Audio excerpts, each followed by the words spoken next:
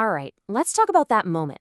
You're doing great in math, feeling pretty confident, and then bam, letters everywhere, inside fractions.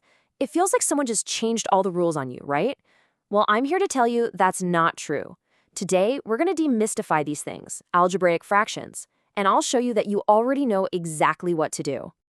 I mean, we all started here, didn't we? Simple fractions, 1/2, 3/4, easy stuff. We get these. They make sense. They're comfortable, predictable. You could almost say they're our friends in the math world.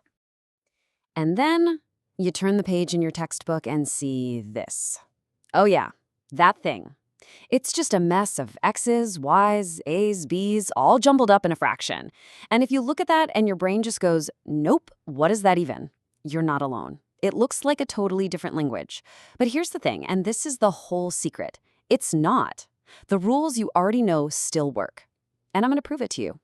And that's it. That is the big secret. If you take one thing away from this, let it be this. The rules never changed. Seriously, all those core ideas about how to handle fractions, they're exactly the same. The letters, they're just stand-ins for numbers. They don't change how the math actually works. Okay, so let's get into it. What are these things? Well, like the title says, it's really all in the family. Just think of them as the grown-up cousins of the simple fractions we were just talking about. And here's the proof. On the left, you've got your basic numerical fraction, a number p over another number q. Simple. Now look at the right. An algebraic fraction is just an expression p over another expression q. See that? The structure, the whole idea of something over something else is exactly the same. We just leveled up from using simple numbers to using expressions with variables. Right. Now, before we do anything else, multiplying, dividing, you name it, there is one golden rule, and that is simplifying.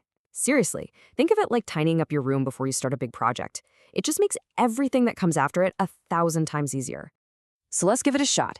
Here's our first one. 12a squared b on top, and 15ab cubed on the bottom. Yeah, it looks a little messy right now, but our mission, should we choose to accept it, is to figure out what the top and bottom share and then just cancel it out. And the way we do that is by factoring. So first, let's look at the top, the numerator. That 12a squared b, we can break that down into its parts, right? It's really just 3ab times 4a. Cool. Now let's do the same for the bottom, the denominator. That 15ab cubed breaks down into 3ab times 5b squared. And wait a minute, did you see that? Both the top and the bottom have a 3ab in them? That's our common factor. So what do? We cancel them out. Gone. And look what we're left with. Poof, all that mess is gone, and we have a much nicer, cleaner answer. 4a on top and 5b squared on the bottom. See, that wasn't so scary. That's the magic of simplifying first. Okay, so we've got simplifying down. What's next? Multiplication. And I've got some fantastic news for you. If you know how to multiply regular old fractions, you are 100% ready for this. There are literally no new rules. The rule could not be simpler. You just multiply straight across. That's it. Multiply the tops together, and then multiply the bottoms together. Done. End of story. All right, time to put our money where our mouth is. Let's try this one. We've got 3x over 8y times 2 over 5xy. So what's the rule again? Yep, just multiply the tops and multiply the bottoms. So up top, we've got 3x times 2. That's 6x. Easy. On the bottom, 8y times 5xy. That gives us 40xy squared. But hold on, we're not quite done yet, are we? Remember our golden rule? We always simplify. Looking at 6x and 40x squared, we can see they both share 2x, so let's divide that out. 6x divided by 2x is 3. 40xy squared divided by 2x is 20y squared. And there we have it, our final simplified answer.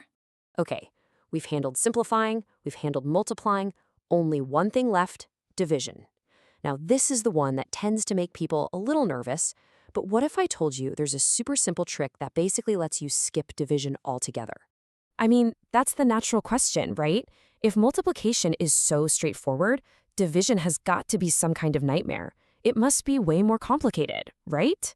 Nope, wrong. Here's the big secret to dividing fractions. You don't. Yeah, you heard me. You never actually divide. Instead, you just do this one simple thing. You take that second fraction, you flip it upside down, and you multiply instead. That's it. That's the whole trick. This is the rule right here. To divide by a fraction, you multiply by its reciprocal, which is just a fancy way of saying you flip it upside down. Once you've flipped that second fraction, you've turned a division problem into a multiplication problem. And we already know how to do that. You just multiply straight across. Okay, let's see this trick in the wild. Our problem is 14a over b divided by 2a over 5c. So what do? First fraction stays put. Don't touch it.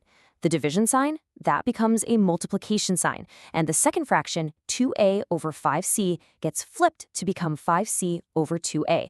And would you look at that? We're back to a multiplication problem. Now we just multiply across. Up top, 14a times 5c is 70ac. On the bottom, b times 2a is 2ab. And of course, we always simplify. Both top and bottom can be divided by 2a. So 70ac divided by 2a gives us 35c. And 2ab divided by 2a leaves us with just b. And there's our beautiful final answer, 35c over b. Okay, we've gone through quite a bit, so let's boil it all down to the key takeaways, the essential tools you need for your algebra toolkit. Here it is, your cheat sheet. Number 1, don't let the letters scare you. The rules are the same. Number 2, always simplify first. It's your best friend. Find what's common and cancel it. 3, multiplying, easy. Straight across the top, straight across the bottom. And 4, the big one for division, flip the second fraction and multiply. If you remember these 4 things, you're golden. And really, it all comes down to this one simple truth. I've said it before, and I'll say it again because it's that important.